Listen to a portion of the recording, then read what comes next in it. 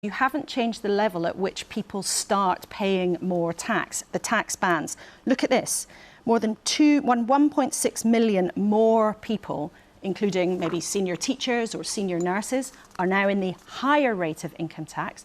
And more than 2 million people have started paying basic rate tax who weren't paying it.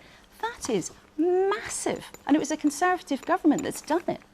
Well, I don't pretend that a year ago, Laura, I did have to take very difficult decisions particularly for a Conservative Chancellor.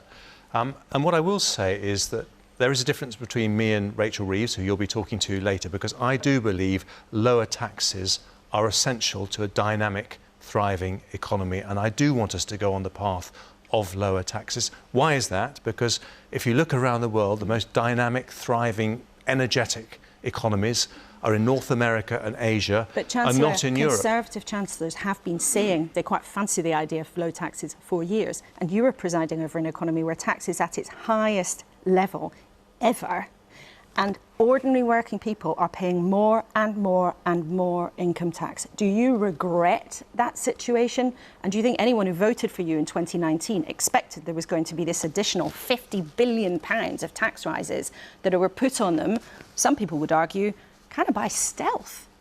Well, in 2019, no one expected a once-in-a-century pandemic or an energy shock like we had in the 1970s, and we've reacted to that. And I don't pretend that I didn't have to take very difficult decisions, but because I took that, that is one of the reasons that we've been able to get inflation down.